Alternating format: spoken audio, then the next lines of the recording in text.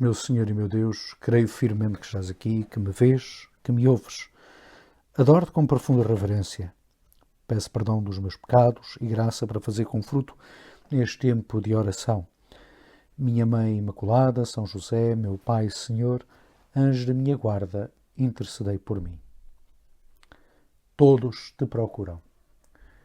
Foram estas as palavras que Pedro dirigiu depois de encontrar o Senhor, juntamente com os seus companheiros, depois de encontrarem o Senhor em lugar ermo, onde ele se tinha retirado logo de manhãzinha para orar. O dia anterior tinha sido marcado por uma azáfama enorme. Depois de terem saído da sinagoga, Pedro dirigiu-se com Tiago e João para a casa de Simão e de André.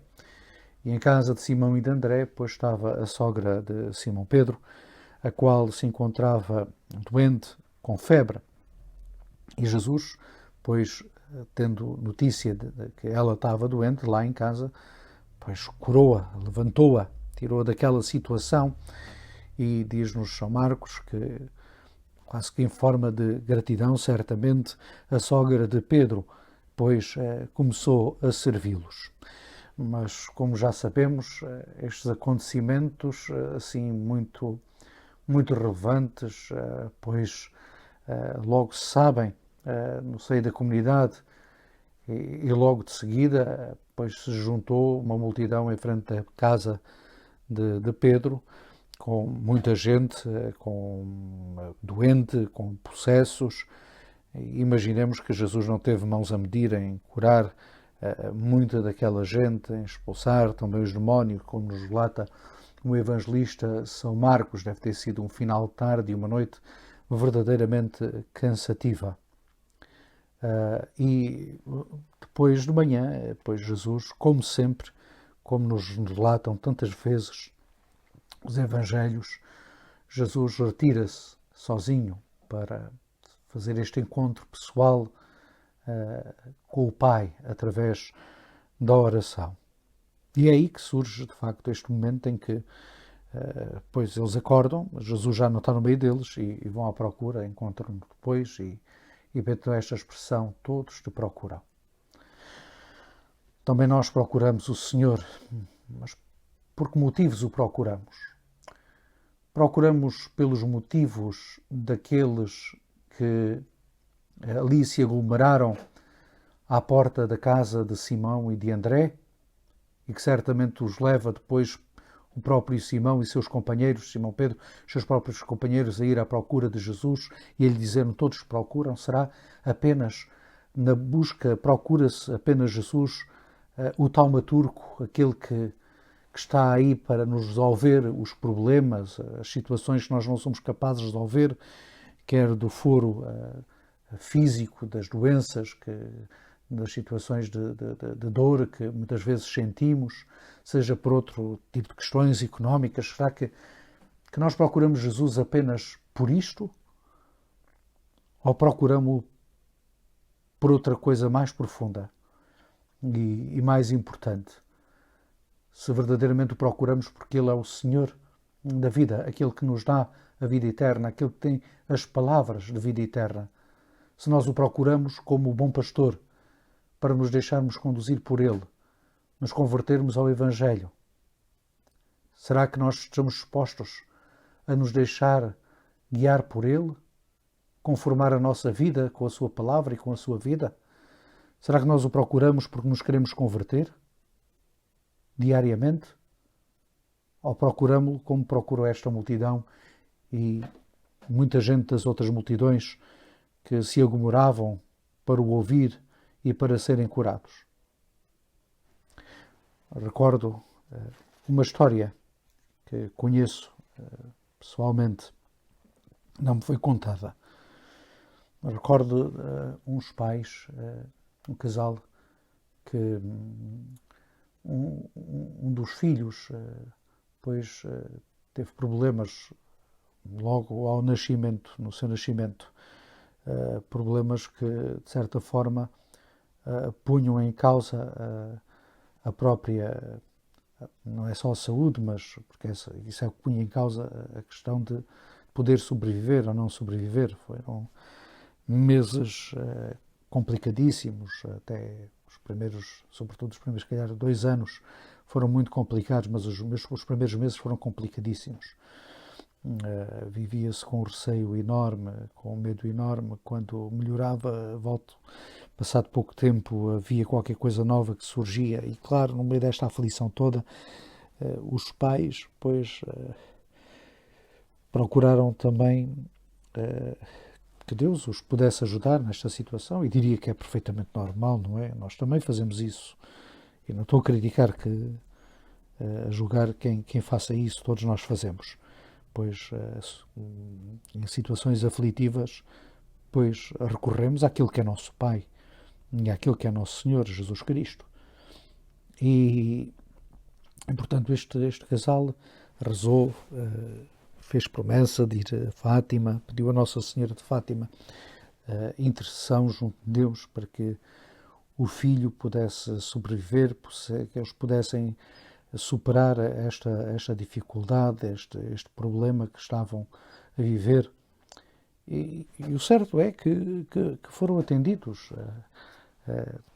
Passado os meses, passado este tempo, a criança conseguiu sobreviver, depois robusteceu-se e felizmente está aí, já passaram alguns anos e a criança está aí, é já um adolescente e pronto, faz a vida como todos os outros. Mas depois dele sair do hospital, terem acabado estas idas aos hospitais, estas idas regulares, os pais foram a Fátima cumprir a sua promessa, agradecer a Nossa Senhora. Mas há uma coisa que me chocou e choca ainda hoje,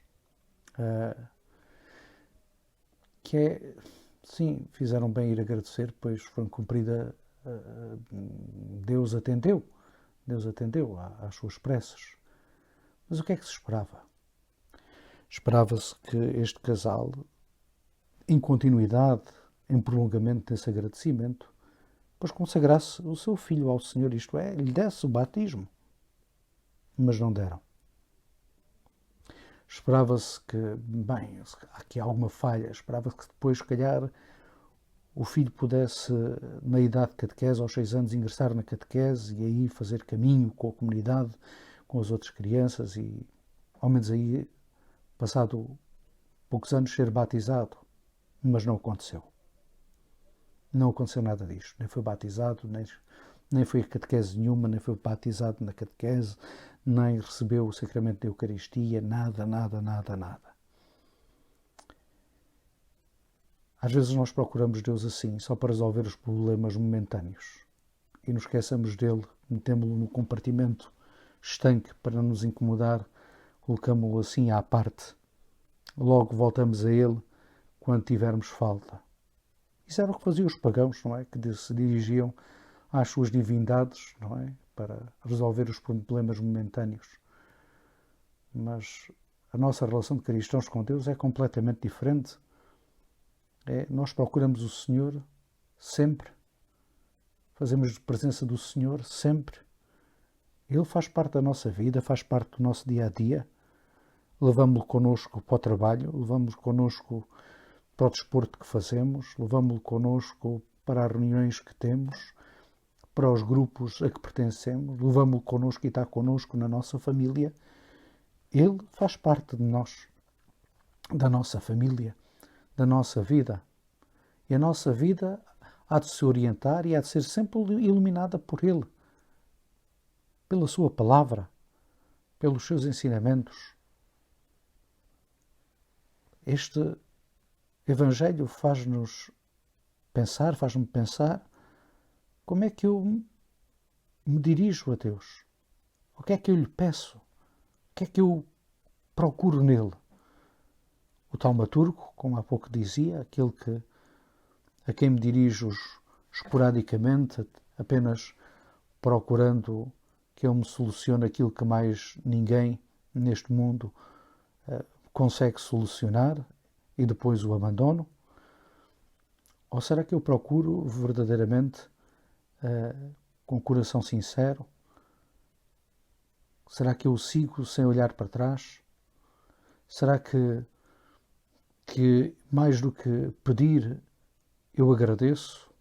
Eu aceito até as dificuldades da vida, certamente que lhes entrego e que lhe peço que Ele me ajude a superá-los. Mas será que eu até sou capaz de olhar para esses momentos e para essa realidade como um momento de crescimento? Recordo-me das palavras do Papa Francisco na carta que dirigiu, a carta apostólica que dirigiu para o ano dedicado a São José. E o Santo Padre dizia: só o Senhor nos pode dar força para acolher a vida como ela é, aceitando até mesmo as suas contradições, imprevistos e desilusões. É necessário deixar de lado a ira e a desilusão, dar lugar àquilo que não escolhemos e todavia existe. A vida de cada um de nós pode recomeçar se encontrarmos a coragem de a viver segundo o Evangelho. Reaparece aqui o realismo cristão, diz o Papa, que não deita fora nada do que existe. É isto que leva São Paulo a dizer: sabemos que tudo contribui para o bem daqueles que amam a Deus, e Santo Agostinho acrescenta, incluído aquilo que é chamado mal. Assim, longe de nós pensar que querer significa encontrar fáceis soluções consoladoras. Estas palavras do nosso Papa Francisco fazem-nos verdadeiramente pensar, juntamente com este Evangelho que hoje escutamos, e, sobretudo, fixarmos nestas palavras de Pedro. Todos te procuram, também te procura a ti, Senhor. Porquê? Dou-te graças, meu Deus, pelos bons propósitos, afetos e inspirações que me comunicaste nesta meditação. Peço-te ajuda para os pôr em prática. Minha Mãe Imaculada, São José, meu Pai e Senhor, anjo da minha guarda, intercedei por mim.